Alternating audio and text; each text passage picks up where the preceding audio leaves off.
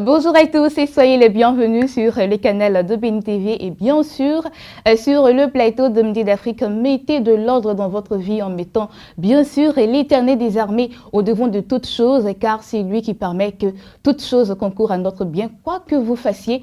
Et si vous le faites ainsi, vous verrez que la diligence, le succès seront votre partage dans votre vie quotidienne. Alors la semaine a démarré depuis hier, j'espère que c'est avec beaucoup d'engouement, beaucoup de joie et d'amour. Si c'est le cas, Dieu merci. Aujourd'hui, eh bien, il est midi sur les antennes de Béni TV. Nous sommes en Côte d'Ivoire. Vous êtes beaucoup à nous suivre un peu de partout en Afrique, au Mali, au Gabon, au Cameroun, en Angola. Dans tous les cas, vous faites bien de nous suivre et nous souhaitons un très bon appétit si vous êtes évidemment à table. Alors, au menu de ce magazine, on sera avec notre consultant de tous les mardis, avec le pasteur Élie Cré. Il sera là pour nous enseigner la parole à travers la rubrique qui nous permet de nous fortifier davantage. Cette rubrique est nommée rectificatif. Et pour finir, on sera avec les invités de la DCM. Je vous laisse en très bonne compagnie de ce clip. À tout de suite avec nos différents invités. Hallelujah.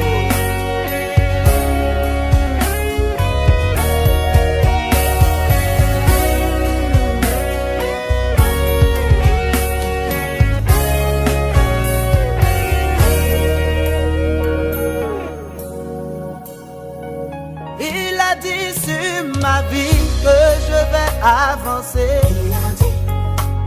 J'ai foi que cela arrivera.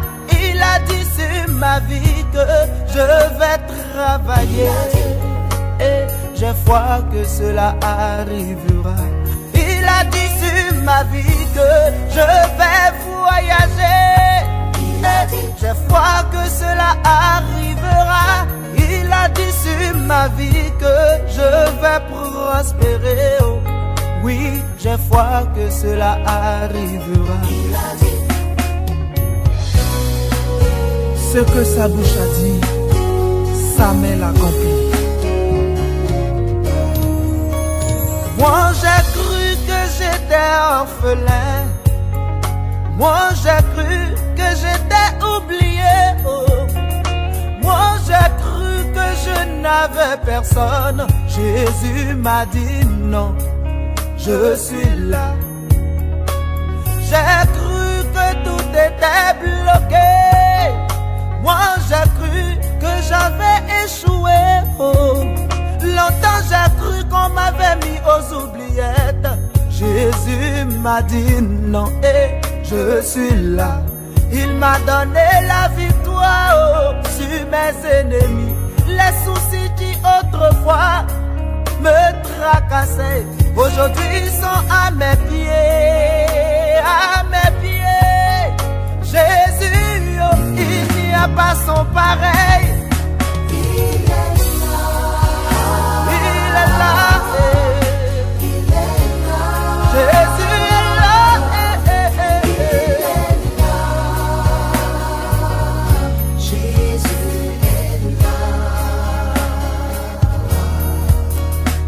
Tu as cru qu'il t'avait oublié, que le chômage n'allait jamais s'arrêter, que tu n'auras pas la guérison. Mais Jésus te dit non, je suis là. Il est là. Il est là. Il n'y a pas pareil. Pourquoi te lamentes-tu encore? Orphelin, Jésus est là. Sèche donc tes larmes. Il est là et il est là pour toi. Il est là. Arrête.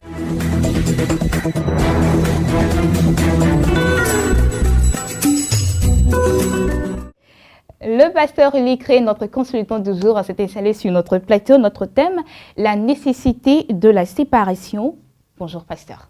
Bonjour Bénédicte. Comment ça va? Ça va très bien. D'accord. Pourquoi ce thème aujourd'hui, la nécessité de la séparation? Ce thème parce que il faut arriver à un moment donné de la vie chrétienne à une certaine séparation. Et nous allons citer les cas pour que Dieu puisse pleinement nous bénir, pour que nous puissions bénéficier véritablement de ce que Dieu a déjà mis à notre disposition. Parce que Dieu dit qu'il ne partage pas sa gloire avec une autre personne. Voilà. Ni avec l'homme, ni avec le diable. Dieu partage sa gloire, c'est pour lui-même. C'est-à-dire que lui, il nous a créés pour que nous puissions le glorifier. Donc, pour que nous puissions bénéficier des bénédictions de notre Seigneur, nous devons nous séparer d'un certain nombre de choses. Et ça, c'est très important. Et nous allons nous appuyer sur un passage biblique qui va nous éclairer. Le passage biblique, il est tiré de 2 Corinthiens chapitre 6, en commençant au verset 11 jusqu'au verset 18 que nous allons lire rapidement pour retenir l'essentiel. Donc le passage nous dit ceci, nous commençons au verset 14 pour ne pas être trop long. Il dit, ne vous mettez pas avec les infidèles sous un joug étranger, car quel rapport y a-t-il entre la justice et l'iniquité? Ou qu'y a-t-il comme en commun entre la lumière et les ténèbres? Quel accord y a-t-il entre Christ et Bélial? Christ et Bélial? Ou quelle part a le fidèle avec l'infidèle? Vous voyez donc, il est en train de comparer, Paul est en train de comparer en parlant aux chrétiens de Corinthe. Il est en train de faire deux choses. Il dit bien, d'abord, quelle est la part? C'est-à-dire, qu'y a-t-il de commun entre la justice et l'iniquité? Bon, la justice, c'est la droiture, c'est tout ce qui concourt à la volonté de Dieu. Par contre, l'iniquité, c'est tout ce qui est le péché, ce que Dieu n'aime pas. Donc, déjà, la séparation, il faut la voir à deux niveaux. À deux niveaux, le premier niveau, on se sépare de quoi? Ça, c'est très important. Pour que nous puissions bénéficier, comme je l'ai dit, de toutes les opportunités que Dieu crée pour nous chaque jour, pour que nous soyons véritablement dans les bonnes conditions en tant qu'enfants de Dieu, puisqu'il a dit qu'il a tout créé pour nous. Alors, pourquoi aujourd'hui les gens prient, les chrétiens prient, ils jeûnent, ils font toutes choses et ils n'obtiennent pas ce qu'ils attendent de Dieu? Parce que quelque part, ils ont un pas dans un endroit et l'autre pas dans le Seigneur. Et quand c'est comme ça, Dieu dit qu'il va te vomir parce que tu n'es ni chaud ni froid, je te vomirai. Donc pour ne pas que Dieu te vomisse, qu'est-ce que tu dois faire? Tu dois te séparer de ce qui n'est pas la volonté de Dieu. Parce que la séparation, comme je l'ai dit, de tout ce qui est contraire à la pensée divine va nous amener à obtenir la grâce de Dieu sur notre vie. C'est-à-dire qu'on se sépare de quoi? On se sépare de ce qui est contraire à la pensée divine, dans un premier temps. Ça, c'est la première étape. Deuxième étape également, on va se séparer, c'est-à-dire nous allons nous mettre à part pour Dieu. C'est-à-dire on va se consacrer à Dieu. Donc, à deux niveaux. D'abord, on se sépare de tout ce qui est contraire à la volonté de Dieu. Qu'est-ce qui est contraire à la volonté de Dieu? C'est tout ce qui est péché. Tout ce qui est péché est contraire à la volonté de Dieu. C'est pourquoi, ici, Paul nous dit, qu'y a-t-il de commun entre Jésus, c'est-à-dire Christ, et Bélial? Bélial, c'est Satan. Donc, tu ne peux pas être avec Satan la nuit, et puis le jour, être avec Christ, et dire que tu es un chrétien. Ça, ce n'est pas du tout intéressant, parce que tu as beau crier, mais le Seigneur sait que tu n'es pas avec lui. Il dit, quel rapport y a-t-il entre le temple de Dieu et les idoles? Donc, quand Dieu parle du temple, c'est qui? Quand nous lisons 1 Corinthiens chapitre 6, à partir du verset 19, la Bible dit, votre corps est le temple du Saint-Esprit. Donc quand Dieu dit que le temple de Dieu, c'est nous les chrétiens qui sommes le temple de Dieu. Nous transportons Dieu. Partout nous partons, que ce soit dans la rue, que ce soit au village, dans n'importe quel lieu. Les gens se croient peut-être au campement, ils se disent que non, là je vais faire ce que je veux. Mais la Bible dit que tu es le temple du Saint-Esprit. Donc quel que soit le lieu où tu te trouves, tu transportes Dieu. En tant que temple du Saint-Esprit, la Bible dit quel rapport y a-t-il entre toi et les idoles? Il n'y a aucun rapport. Mais pourquoi Paul fait toute cette distinction? Parce que les chrétiens de Corinthe avaient donc tendance d'être ici et là. C'est-à-dire en même temps qu'ils suivent le Seigneur, ils suivent également les idoles. Mais une idole, c'est quoi? C'est une idole, c'est un petit Dieu, un petit Dieu en minuscule, un petit Dieu en qui les gens ont mis leur foi. Et quand ils prennent ce caillou et ils parlent sur le caillou, ils obtiennent ce qu'ils veulent. Pourquoi? Parce qu'ils ont mis leur foi, ils ont mis leur confiance dans ce caillou. Alors, au lieu de mettre sa confiance dans le caillou et aller à l'enfer, vaut mieux mettre sa confiance en celui que Dieu a envoyé sur la terre pour que nous soyons sauvés par lui, qui est Jésus-Christ de Nazareth. Donc, en tant que temple du Saint-Esprit, nous n'avons aucun rapport il n'y a aucun rapport entre nous et les idoles. Aujourd'hui, les idoles, ce sont les fétiches, c'est les adorations des eaux, des forêts, tout ce que les parents ont fait. Et souvent même, ils te tiennent captif, ils te disent, mais nous, c'est cette eau-là qu'on a adorée, qui nous a donné la chance. Et c'est de là que tu es sorti. Mais si tu es sorti d'une eau et que Jésus-Christ t'a restauré, et Dieu maintenant ne veut pas, parce que Dieu ne collabore pas avec les idoles. Et quand tu es chrétien et que tu es encore dans les fétiches, tu es encore dans le maraboutage, tu es encore dans ces choses-là, tu ne peux pas attendre des miracles de Dieu qui vont se produire. Parce que tu as un pied dans un endroit où il ne faut pas. il faut te séparer complètement.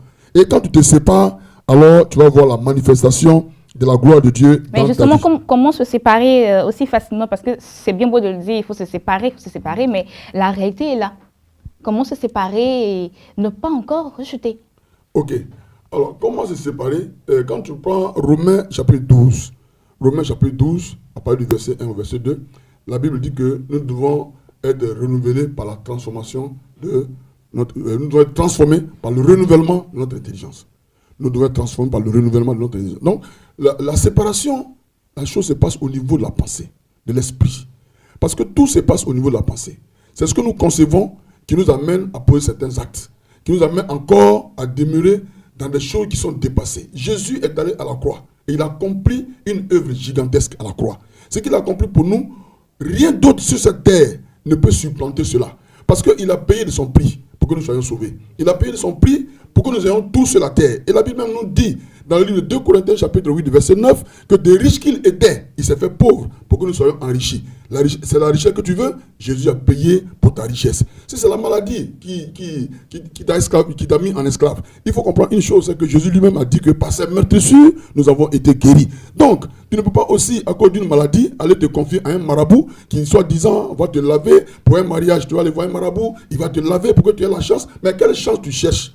Donc, c'est une question de mentalité, une question de foi pour savoir avec qui je marche.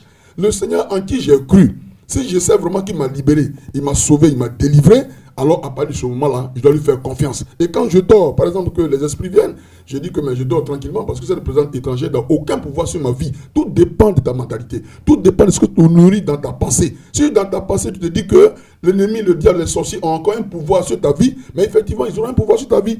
Mais si tu les minimises et tu ne fais pas leur éloge, tu ne fais pas leur apologie et que tu privilégies la gloire de Dieu dans ta vie et que tu sais que ce Jésus-Christ-là, il est avec toi partout où tu vas, alors tu n'auras aucun problème. Donc il dit, j'habiterai et je marcherai au milieu d'eux, je serai leur Dieu et ils seront mon peuple. C'est pourquoi, sortez du milieu d'eux et séparez-vous, dit le Seigneur. Ne touchez pas à ce qui est impur et je vous accueillerai. Je serai pour vous un père et vous serez pour moi des fils et des filles. Donc, pour que tu sois un fils et une fille du Seigneur, il faut que tu te sépares des idoles. Il faut que tu te sépares de Bélial. Il faut que tu te sépares de Satan. Il faut que tu te sépares de l'impudicité. Il faut que tu te sépares des adultères. Il faut que tu te sépares des mensonges. Pour que Dieu puisse t'accueillir en tant que son enfant, en tant que son fils. Et en t'accueillant en ce moment-là, tu vas bénéficier de toutes les opportunités que Dieu crée chaque jour pour toi. Tu n'auras pas de défaut à fournir. Tu n'auras pas à te battre. Parce qu'il dit qu'il va être pour toi un père. Et à partir du moment où il dit qu'il va être pour toi un père, tout ce que tu vas lui demander, il va te l'accorder. Mais Dieu demande quoi? Il dit séparez-vous d'abord. Et en ce moment-là, je vous accueillerai. Est-ce qu'on s'est séparés? Aujourd'hui, les gens ne sont pas prêts à se séparer. Pourquoi? Pour des raisons matérielles. Si je ne me sépare, comment je vais faire pour vivre? Si je ne me sépare, comment je vais faire pour aller ici? Et ma séparation avec telle personne va créer des problèmes. Donc, je préfère rester dans cette condition. Or, en restant dans cette condition, tu vas prier et tu ne vas jamais obtenir ce que tu veux. Et vers la fin, tu vas accuser les sorciers, tu vas accuser les parents, tu vas accuser des beaux, tu vas accuser même les grands-mères, les grands-pères, ainsi de suite. Tu vas les accuser alors qu'il suffit simplement d'un changement de mentalité, de voir les choses autrement, de se séparer de ce que Dieu n'aime pas et de faire la volonté de Dieu. Parce que, comme je l'ai dit tout à l'heure, la séparation, elle est à deux niveaux. On se sépare de ce qui est contraire à la volonté de Dieu. Et comme je l'ai dit, ce que Dieu veut, c'est notre sanctification. C'est que chacun de nous s'abstienne de l'impudicité et sans se livrer à des convoitises passionnées comme font les païens qui ne connaissent pas Dieu. Les païens font ça parce qu'ils ne connaissent pas Dieu. 1 Thessaloniciens chapitre 4, verset 3 à 4. Donc nous, en tant qu'enfants de Dieu, nous ne devons pas faire comme les païens. Nous devons croire en Jésus et nous devons lui faire confiance. C'est de cette façon-là que chaque jour, nous allons marcher dans la victoire. Parce qu'il est avec nous, étant donné que nous nous sommes séparés, Dieu nous accueille pour la bénédiction. D'accord. Et voilà qui est très clair, la nécessité de se séparer. J'espère que désormais, vous allez vous séparer de ce que vous éloigne de l'Éternel, n'est-ce pas, pasteur? C'est cela. D'accord. Espace Annonce, nous sommes avec le frère J.K. Jean-Dominique. Il est là au nom de God Family Church. Il est là pour nous annoncer un programme à dénommer École de Joseph. Bonjour, frère J.K. Bonjour madame. Comment ça va? Oui, très bien. D'accord. Alors, École de Joseph, qu'est-ce que c'est exactement? Ok, l'école de Joseph est une école de grosse envergure, organisée par le révérend Patrick Huro, un homme de sagesse profonde, qui a dit comme ça, nous devons briser le concept erroné selon lequel que le christianisme et les affaires ne riment pas ensemble. D'accord. C'est dans cette optique-là qu'il a organisé plusieurs cours selon lesquels il y aura plusieurs orateurs qui vont donner ces cours profonds-là, par exemple tels que les systèmes pour avoir la force financière, les principes de la liquidité financière. Ils vont enseigner sur les principes fondamentaux du démarrage et de l'exploitation d'une entreprise. Il y a plusieurs cours qui seront donnés et cela se passera à Cocody Angré derrière la pharmacie Château, à 500 mètres de la pharmacie Château, le 22 février jusqu'au 22 mars. Ces cours seront donnés parce que nous devons briser ce concept-là selon lequel les chrétiens doivent avoir cette pensée des affaires. Ils doivent avoir cette pensée des affaires. Et notre Père, il a ce lourd fardeau-là d'enlever ce fardeau-là sur le corps de Christ en Côte d'Ivoire. C'est en cela que nous sommes sur ce plateau pour donner ces informations-là. D'accord. Alors, comment cela va se dérouler de manière très concrète? Bon, très concrète, il y aura beaucoup d'orateurs. Les cours se tiendront les mercredis, jeudis, vendredis, de 18h à 21h. Et les samedis, il y aura 2 cours, la session du matin et la session du soir, de 9h à midi et de 12h à 15h. D'accord. Et la participation est-elle gratuite? Non. La participation n'est pas gratuite. Parce que la connaissance coûte cher. Et notre Père, il a ce lourd fardeau-là, il a fait cela de façon gratuite. En guillemets, l'inscription se lève à 5 000 francs CFA et la scolarité est à 100 000 francs CFA. Comme Warren Buffett pouvait le dire, il a dit comme ça que l'un des investissements qu'il a fait, qu'il a marqué, c'est miser sur sa formation. Il faut miser sur la formation. Et notre Père aussi pouvait le dire que la sagesse est la capacité de faire l'usage approprié de ce qu'on a pour obtenir ce dont on a besoin. Tu veux obtenir quelque chose de grand, quelque chose de fort. Il est temps que tu mettes quelque chose en toi.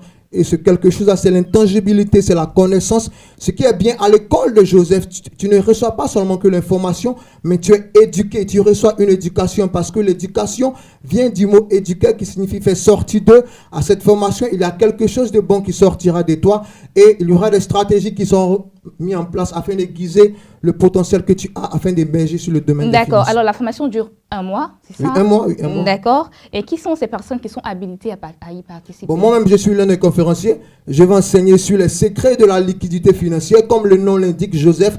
Joseph est celui-là qui a apporté de l'impact en Égypte où il y avait des problèmes. Mais il a mis une stratégie en place afin que l'Égypte ait toujours quelque chose pour apporter la solution. Donc, je vais enseigner sur ce coup-là. Il y aura des cours comme comprendre la prospérité financière, l'économie du royaume, le pouvoir de l'image. Le pouvoir de l'image, comme je peux le dire, la force de l'image, l'organisation et structure, la force de l'image, l'entreprise surnaturelle, et comprendre et investir à la bourse des valeurs. D'accord, donc si je comprends bien, tout le monde peut y participer. Oui, tout le monde peut y participer. D'accord. Les contacts pour vous joindre? Les contacts pour nous joindre, nous avons le 44 22 01, 07 79 38 29, 01 995 995. D'accord, merci beaucoup frère Jacket Dominique. Eh bien, il était là au nom de God Family Church. Il était là pour annoncer ce programme à École de Joseph qui aura lieu du 22 février au 22 mars 2017. Les contacts le 07 79 38 29 44 44 22 01 01 995 995. Et moi, c'est ici que je vous dis au revoir. J'ai été très heureuse d'être avec vous en ce jour. Rendez-vous demain sur le coup de 12h et d'ici là portez-vous bien. N'oubliez pas, vous pouvez aussi nous voir et nous revoir sur notre site internet www.beni.tv et que l'Éternel vous bénisse abondamment sur le canal de Beni TV. Au revoir.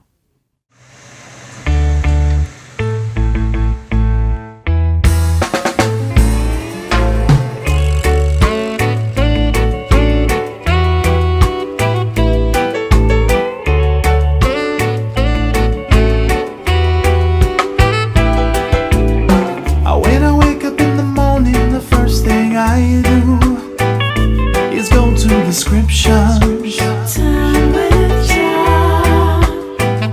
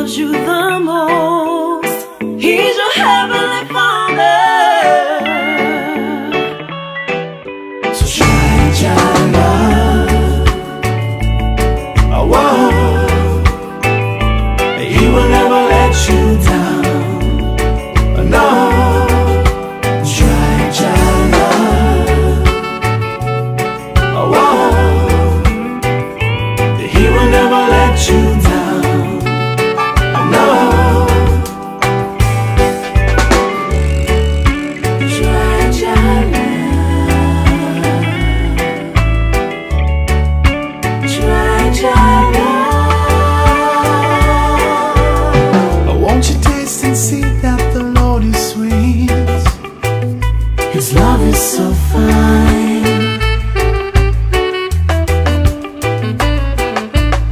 So won't you taste and see that your love is sweet? His love is divine.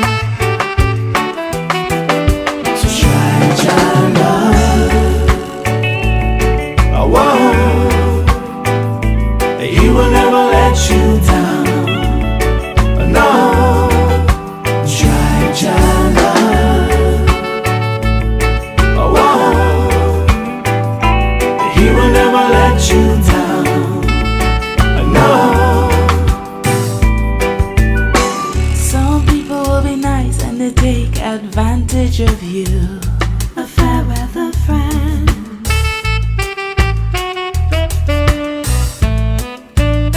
But he will never leave or forsake you.